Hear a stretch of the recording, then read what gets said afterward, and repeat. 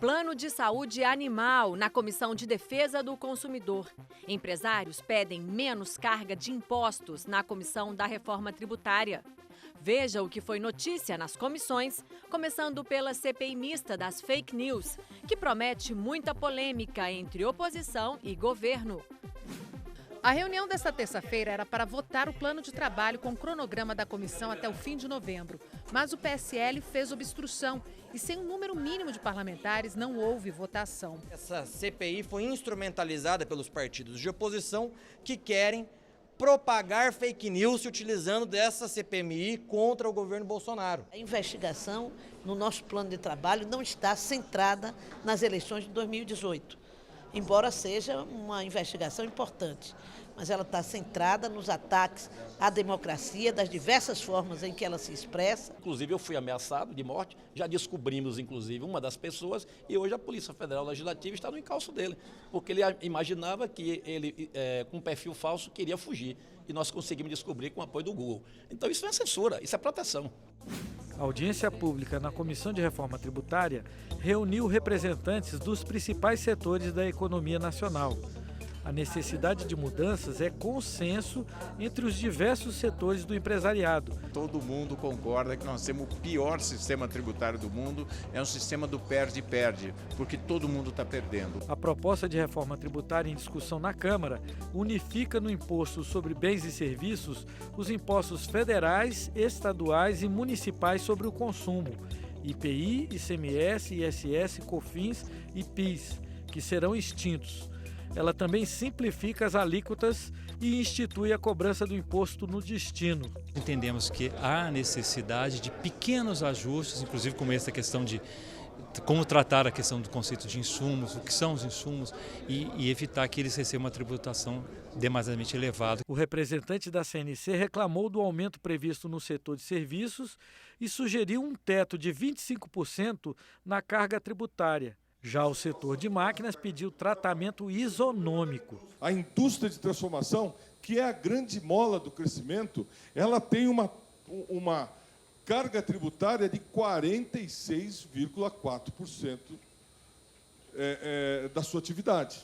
O prazo de 10 anos na transição para o novo sistema tributário previsto na proposta original foi considerado muito longo pelos empresários.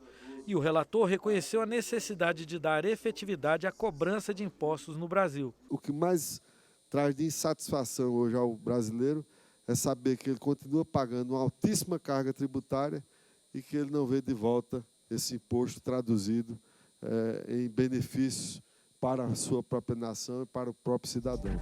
A comissão especial que analisa a reforma da Previdência dos militares fez audiência pública para debater a proposta que reestrutura as carreiras das Forças Armadas. Na reunião, o ministro-chefe da Secretaria-Geral da Presidência, Jorge Oliveira, disse que o governo aprova a inclusão das polícias militares e dos bombeiros militares na proposta de reforma da Previdência das Forças Armadas. Essa proposta que está sendo feita garante a eles essa manutenção. Aquilo que os militares federais estão tendo como garantias estabelecidas nas suas leis, que tratar de norma geral também, por simetria, será estendido à Polícia Militar e Corpo de Bombeiros. Infelizmente, pelo que nós estamos vendo aqui, o governo acaba sendo sendo menos rigoroso no ajuste fiscal quando se fala da contribuição dos militares do que das demais categorias. Outra crítica com relação à proposta vem dos governadores. Eles temem a ampliação do déficit das previdências estaduais. Mas o relator da proposta garante que o texto cria uma contrapartida para equilibrar as receitas ao instituir a contribuição dos inativos. Então o estado de São Paulo, por exemplo, terão mais 45 mil pessoas que passarão a contribuir para esse sistema previdenciário, o que gerará um superávit durante um ano, anualmente, algo que não estava previsto. A proposta tramita em caráter conclusivo aqui na comissão especial, ou seja, se for aprovada, segue direto para análise do Senado. Um projeto de lei que regulamenta o funcionamento de empresas que operam planos de assistência médica para animais em debate na Câmara tem como objetivo garantir o atendimento e a cobertura assistencial de ocorrências veterinárias previstas nos contratos. Já teve problema, sobretudo na cobertura. Então, às vezes, pagava ali para uma empresa veterinária, mas na hora de fazer uma cobertura, de repente, de uma cirurgia ou de alguma coisa mais complexa, acabou esbarrando aí a empresa falando, não, a gente não cobre isso. São coisas assim que o projeto vem regulamentar. Com 2 cachorros com vários problemas de saúde, a universitária Ana Paula já está pesquisando no mercado a contratação de um plano para seus pets. Ainda não fechamos qual seria o ideal para a gente, porque cada clínica acaba atendendo um diferente. Este médico veterinário não atende mais pelos planos de saúde por causa da demora em receber os honorários. Uma regulamentação, uma coisa mais certa, eu acho que vai ser benéfico para a área de saúde animal.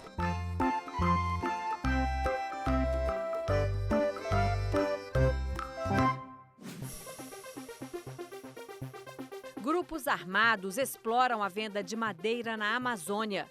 Governo prevê R$1 bilhão para as bolsas do CNPq no ano que vem. E a oposição faz protesto contra a censura na Comissão de Cultura. Veja outros destaques da semana nas comissões. Censura nunca mais! Censura nunca mais! Bordão que não se ouvia desde o final do regime militar, abriu o seminário Artigo 5º Censura Nunca Mais, promovido pela Comissão de Cultura, em parceria com outras 5 comissões permanentes. Ações do governo em diversas áreas motivaram a realização do debate em torno de um só tema. A tentativa de retorno institucionalizado da censura no nosso país. Os participantes do seminário denunciaram atentados à liberdade de expressão na comunicação pública e nas artes visuais. As queixas vieram também de cientistas. Quem falou sobre problemas nesta área foi o ex-diretor do Instituto de Pesquisas Espaciais, Ricardo Galvão, demitido ao denunciar o aumento das queimadas na Amazônia. Agora, essa é uma censura nova, que é a censura do negacionismo, certo? Que nós, principalmente, quando tratamos de questões de ciência. Não pode nem escrever, porque está sendo censurado o que se escreve, está sendo censurado o que se cria, está sendo censurado artes e coisas fantásticas e extraordinárias que nós temos. Deputados da base do governo foram ao seminário para rebater as críticas. Se é para defender a direita ou a esquerda, não vai ser dinheiro, não vai ser usado dinheiro público. E quando isso é feito no governo Bolsonaro, é tido como censura. A ONG Human Rights Watch Brasil foi recebida pelos deputados da Comissão de Direitos Humanos e Minorias da Câmara para uma audiência pública. A organização divulgou relatórios sobre o desmatamento da Amazônia, que denuncia a existência de grupos armados e ricos atuando de forma organizada para vender a madeira retirada ilegalmente da floresta. Também foi denunciado que essas quadrilhas utilizam a violência física e psicológica contra indígenas, funcionários públicos dos órgãos de fiscalização e contra os ribeirinhos. Diversas falhas que existem ainda em proteger a Amazônia, ela acaba que colaboram ainda mais com essa situação que nós vivemos, aí desmatamento leva a queimada, e também aos assassinatos. Já o deputado Luiz Lima concorda que a impunidade estimula a ação de criminosos, mas ele explicou que o governo está focado no combate ao desmatamento da Amazônia. A fiscalização acontece, houve no passado, nos últimos anos no nosso país, um descontrole das nossas fronteiras, sim. Houve um financiamento equivocado de proteção da Amazônia, que muitos desses financiamentos, mais de 80%, foram para sustentar ONGs. O debate na Comissão de Ciência, Tecnologia, Comunicação e Informática buscou esclarecimentos sobre a questão orçamentária do CNPq e os investimentos em ciência e tecnologia para os próximos anos. As explicações foram prestadas pelo secretário executivo do Ministério da Economia. Ele disse que no Brasil, as despesas obrigatórias continuam subindo, reduzindo cada vez mais o espaço das despesas discricionárias.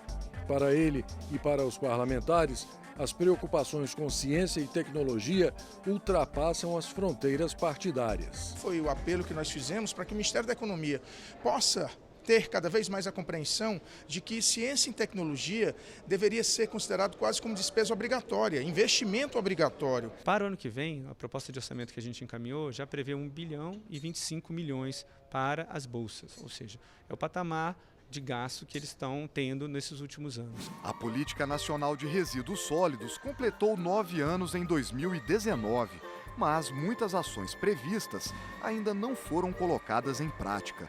De acordo com o Ministério do Meio Ambiente, quase a metade do lixo gerado nas cidades brasileiras ainda vai para aterros inadequados.